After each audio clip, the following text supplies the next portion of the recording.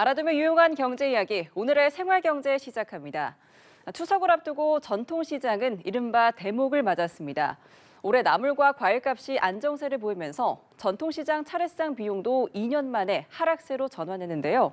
김도헌 기자가 시장에 다녀왔습니다. 서울의 한 전통시장. 손님의 흥정에 생강 한 주먹을 더 담아봅니다. 전통시장 골목이 이렇게 발 디딜 틈 없이 북적이고 있는데요. 추석 명절 대목을 맞아 시장도 활기를 띠는 모습입니다. 양손 가득 과일과 옥수수를 들었지만 집으로 향하는 발걸음은 가볍습니다. 아무래도 과일 같은 거는 동네에서 사면은 좀 시들거나 싱싱하지 않는 요 뭐 싸고 예, 또 올 거예요. 그래야 또 뭐 제사상이니 뭐 사야 되니까. 옥수수 샀는데 하나 드릴까? 모처럼 찾아온 대목에 상인들 얼굴에도 웃음꽃이 피었습니다. 파란 거, 까만 거, 하얀 거, 삼색 나물이에요. 제사상에 올라가는 나물. 아무래도 재래시장이니까 서비스도 있고 한 주먹씩 더 가는 것도 있고, 그렇죠. 그게 정이잖아요. 벌써부터 명절 음식을 찾는 소비자들도 부쩍 늘었습니다. 명절 앞두니까 이제 송편은 요즘에 많이 나가고 있어요. 지금부터 해서 추석 전날까지 계속 나가죠. 차례상 비용은 지난 2020년부터 2022년까지 3년 연속 매년 7% 넘게 올랐지만 올해 추석에는 2년 만에 다시 하락세로 전환했습니다. 차례상에 올라가는 채소와 과일, 나물 가격이 안정세를 보인 건데 무는 39%, 배와 시금치는 18%가량 내리면서 올해 전통시장 차례상 평균 가격은 28만 4,010원을 기록했습니다.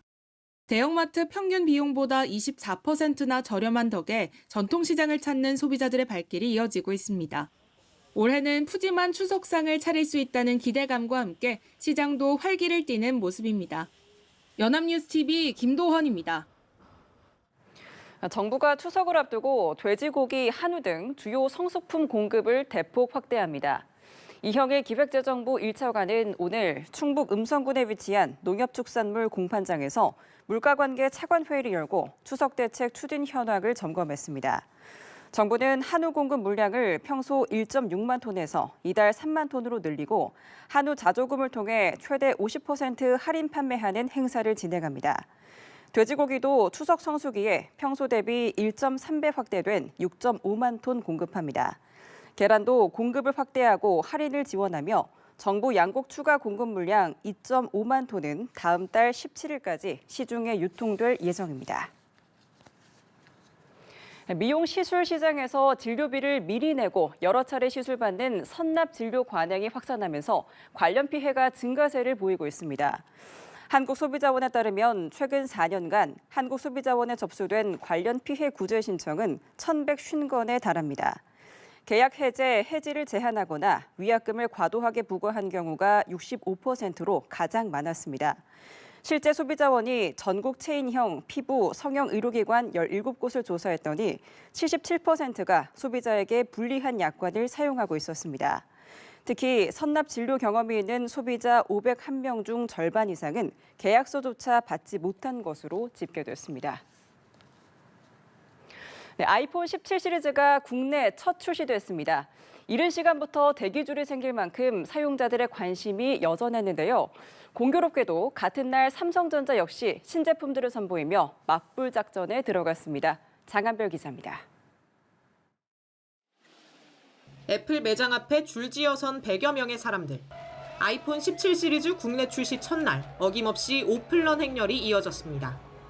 어제 저녁에 오후에 9시 30분에 도착해가지고 10시간 정도 기다린 것 같습니다. 17 시리즈는 기존에 없던 기능들 대거 추가해줘서 되게 만족하고 있는 중. 새벽 3시 반쯤부터 기다렸던 것 같습니다. 원래 아이폰 15 프로 쓰고 있었는데 아이폰 에어가 얇아지고 되게 가벼워졌다 보니까 이번에 바꾸게 된 것 같습니다. 두께 5.6mm로 역대 가장 얇은 아이폰 17 에어부터 카메라 성능이 향상된 프로와 맥스 등 핵심 주력 상품까지. 당초 디자인과 혁신 부재 측면에서 혹평을 받았지만 오히려 검색량은 급증했고 출시 첫 주 예상 배송 대기 시간도 전작보다 늘어 호실적을 예고하고 있습니다. 한편 같은 날 삼성전자 역시 신제품을 출시했습니다. 역대급 판매 실적을 올린 갤럭시 S25와 초슬림 경쟁 포문을 열었던 갤럭시 S25 엣지에 이어 이번 주인공은 보급형 S25 펜 에디션과 갤럭시 탭 S11 시리즈 등입니다.